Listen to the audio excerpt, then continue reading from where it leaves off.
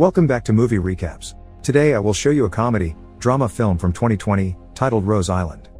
Spoilers ahead. Watch out and take care. In November 1968, in the city of Strasbourg, Jean-Baptiste Thomas arrives at the Council of Europe, ready to start his working day. After noticing a weirdly shaped car in the parking lot, he enters the building and finds a sick man lacking winter clothes waiting at the bench, so he asks the guard Gary about him. Gary explains the man is Italian engineer Giorgio Rosa, who has been here all week, and the weird car belongs to him too. Giorgio claims to be the head of a state, has brought a file for the council to see and won't leave until they do. In order to get rid of him, Jean makes a big deal out of accepting the file from Gary and taking it to the office with him, but as soon as he enters the room, he throws it in the trash. He changes his mind however, when he notices the file has the UN logo on it. After reading what is on it, he urgently rushes Gary to send Giorgio to his office so they can grant him an audience. Giorgio requests their help to save the island he's built, but since Jean and his co-worker are skeptical, he begins telling his story from the beginning. A year ago, in Bologna, Giorgio is at a bar with his best friend Maurizio Orlandini and other classmates celebrating their graduation from college. He leaves the celebration behind though, when he suddenly sees his ex-girlfriend Gabriella and decides to invite her to have a drink with him. Giorgio asks her about her boyfriend, who she is having a rough time with, and is surprised to hear they've been together for 3 years, which is almost as long as Giorgio has dated her. He thinks Gabriella's dad likes this guy, which frustrates him because the man has always hated him. So Gabriella has to remind him the only reason why her dad hated him is that Giorgio made his TV explode and never apologized to either of them. They start arguing over the TV and the fact Gabriella may get married when she notices how late it is, so he offers to drive her home. They take the car Giorgio himself has built, which impresses Gabriella, and the two of them actually manage to chat happily even when she admits they broke up because dating him is too risky. A moment later, they are stopped by the police, who point out the car has no license plate. When asked for papers, Giorgio gives them an ID, but he doesn't have a driving license either. All this lack of responsibility makes Gabriella angry. After checking his records, the police find out Giorgio also has a criminal record, a flying ban to be precise, because he tried flying an unregistered plane he built himself too. When an officer gets in his car to confiscate it, Giorgio freaks out, so he gets arrested and spends the night in jail. The following morning, he's bailed out by his father Elise Rosa, who wishes his son acted normal. He's found a job for Giorgio, engineer for a very famous motorbike racer, but Giorgio isn't happy with the idea, so after a very sarcastic, "Thanks," he gets out of the car and leaves his dad behind. Next, he goes to see Gabriella, who is teaching a class about natural law and how things that are legal aren't always right. When she sees him enter the classroom though, she cuts the class short after only 10 minutes so she can talk to him in private. She's furious because now she has a record, and that may bite her in the rear when she tries to get tenure. Giorgio's apology is lackluster and he'd rather talk about the moment they had in the car, but Gabriella turns him down, saying that he isn't a genius, that his inventions only get everyone in trouble, and that if he wants a world without rules he should build his own. Giorgio doesn't get it's a metaphor and actually considers the idea. 3 months later, Giorgio has accepted to work for the motorbike racer, although he hates it because it doesn't challenge his mind. While holding a sign for the racer to know about a change in strategy, he gets distracted by a billboard showing an oil platform, which inspires him with a brand new idea. However, this also means the racer doesn't get to read the sign and ends up crashing, so he punches Giorgio in the face for it. Sometime later, Giorgio goes to visit Maurizio, who is trying to convince his father that it was his employees that have been stealing money from the company, when it's actually been him. In private, Giorgio tells him he wants to build his own island, and since a natural one is impossible, they can build one with metal following an oil platform design. They can go to international waters too, that way nobody will have the power to stop them. Maurizio doesn't hesitate to join the project, since he's tired of working for his father's shipyard. The next step is going to see how an oil platform is built, and they learn they use around 30 pillars of reinforced concrete foundation and an underwater concrete injector. All this plus the workers they would hire would require an insane amount of money, and to make the matters worse, they would need a special cargo ship to transport all the pillars. But Giorgio gets an idea and he shows it to Maurizio with a small metal flask in his bathtub. Steel does float if you hollow it. They could transport hollow pillars to the location of their choice by making them float behind a boat, and once they get there, they can fill them with water to make them sink again. They try the plan a few days later after Maurizio gets the money by stealing from his dad again, and it works, even if Giorgio does get scared for a moment thinking his friend may have sunk with the pillars. Back in the present, more and more council members keep appearing in the office, fascinated by the story. They're a bit skeptical to hear these two guys transported some pillars, installed them on the seabed, and built a giant platform without getting anyone's attention. Giorgio explains that they didn't, but only at first, then goes back to his story. To be an independent island, you need to have your own fresh water, so they successfully install a drill that provides them with it. The giant drill tower gets the attention of the Coast Guard, who thinks their tower is a transmitting antenna used for the illegal occupation of public airwaves. But as soon as they explain they're just drilling for water, they're left alone, since that's not illegal. Sometime later, when the platform is finally done, Maurizio returns with the workers to the mainland, but Giorgio decides to stay his first night on the new island, only he, the sea, a radio, and some coffee. Things go well at first, but soon it starts raining, which Giorgio thinks he can avoid by standing under his beach umbrella. However, in the middle of the night, the light rain becomes a full storm with tall waves that keep hitting the platform and a strong wind that blows away his umbrella. It's during this storm that a boat approaches the island asking for shelter, and that's how Pietro Bernardini, a castaway welder, becomes the first resident. Back in the present, Giorgio's little meeting has become a full audience with the entire Council of Europe. A secretary is introducing the ministers to residents of the island. After talking about Pietro, he brings up Wolfgang Rudi Neumann, a PR manager for beach clubs. He lost his German citizenship when he deserted from the army, but since he entered Italy illegally, he doesn't have an Italian citizenship either. He's stateless. Returning to the story, Rudi is shown working at a club when he overhears the news about two guys building an island, so he decides to visit them. After hearing their explanation about building a new world, Rudi accepts to stay as the island's PR manager and begins promoting the place as a tourist destination.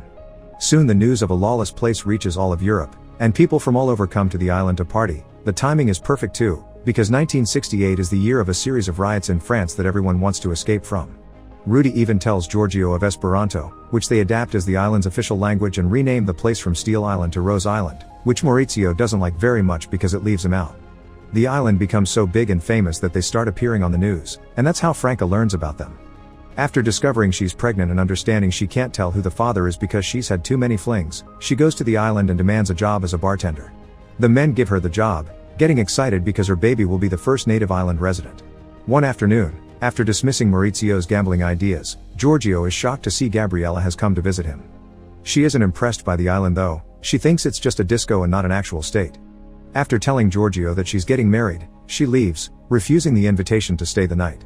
Later that night, Rudi and Maurizio argue over their ideas. Rudi wants to start a water skiing competition while Maurizio wishes they could have gambling tournaments.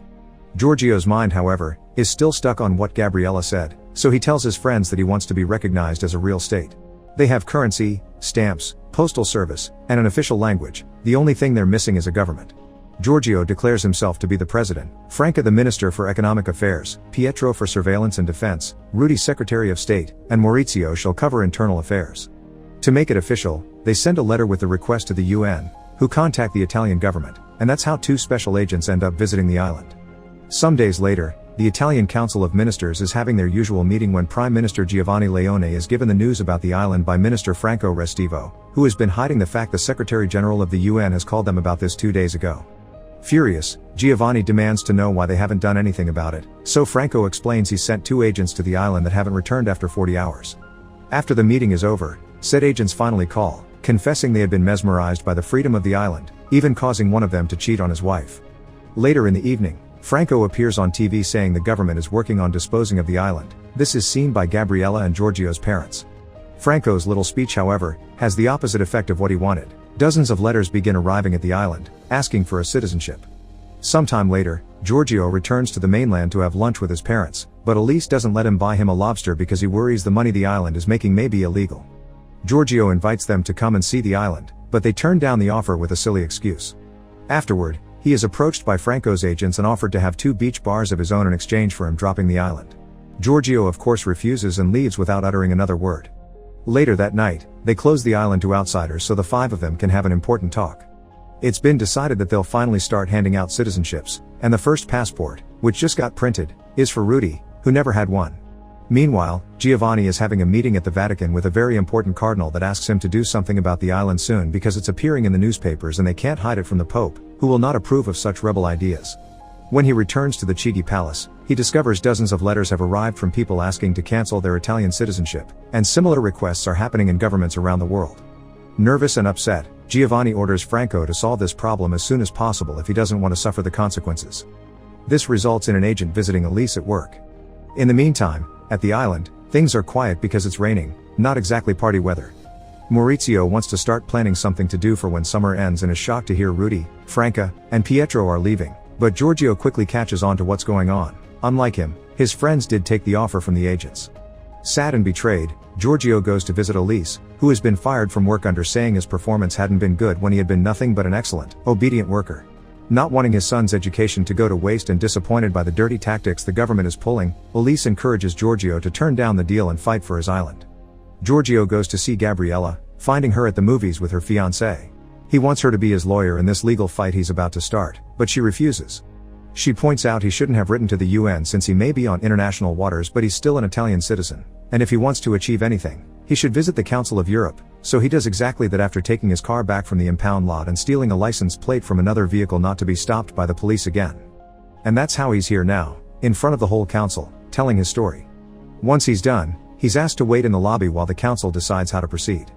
Meanwhile in Italy, Franco is congratulating his agents for having managed to buy off all the island's residents when the news of Giorgio being with the council is brought to him. Giorgio is currently being congratulated by Jean, who informs him his story has impressed the council and they have accepted to review his case, but their talk is interrupted by Franco calling the lobby, demanding to talk to Giorgio. He picks up the call, and after they argue for a while about what it means to found a state, Giorgio tells him about the council having accepted to analyze his case. This makes Franco desperate, so threatens to use Italy's military arsenal to blow the island to pieces.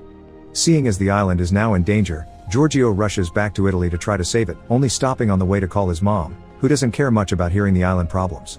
In the meantime, Gabriella is shopping for her wedding cake when she notices the shop sells souvenirs shaped like the island, which makes her reconsider what she's doing with her life. She decides not to get married and goes to the port to join Giorgio in his boat and go together to Rose Island. Once there, she asks him if it's true that he built the island for her, then she kisses him. The following morning, they're woken up by the noise made by an Italian Navy battleship approaching them. In Chigi Palace, Franco asks Giovanni to authorize the attack. Giovanni at first thinks he's joking, but when he realizes he's being serious, he refuses, not wanting to sign an act of war. Franco reminds him he asked him to fix the issue by any means necessary and informs him that Giorgio has been heard by the Council of Europe, so they have no other choice. There's a commotion on the mainland as well. Curious bystanders and all news outlets are coming to the shore to see the explosion. When Rudy, who is about to close his deal, hears about this, he leaves the bar and finds Maurizio to ask him to join him in going back to defend the island. Maurizio thinks they can't because they aren't allowing boats to enter the water, but Rudy has an idea. That's how the two of them, Franca and Pietro, enter the water skiing competition, only to drive away in the middle of the race to return to the island. Thinking the Navy is just trying to scare them, the six of them stand on the edge of the island holding hands, only to be surprised by the Admiral shooting the cannons now that they have Giovanni's authorization. It's only a warning shot, so after the initial shock, the group goes back to the edge to stand their ground. The second shot lands much closer to the island, but this still isn't enough to make them come back, so the Admiral sends his soldiers to raid the island and arrest the group. While Giovanni and Franco appear on the news as heroes, Giorgio's parents follow the case on the radio, and Jean reluctantly throws away the island's file. The group is taken away in the Navy's ship, and Giorgio can only watch as bombs are put on the pillars and the island is blown up. Afterward, he apologizes to Gabriella for what he did to her dad's TV, but she tells him that doesn't matter anymore. What matters is to change the world. Without the island existing anymore, the Council of Europe couldn't close the case. To prevent this from happening again, the UN moved the border of international waters from 6 to 12 nautical miles all around the world. To this day, the destruction of Rose Island remains the only invasion perpetrated by Italy. Giorgio and Gabriella got married, and lived together for the rest of their lives. Make sure to subscribe and turn on notifications so you can watch more videos like this. Thanks for watching.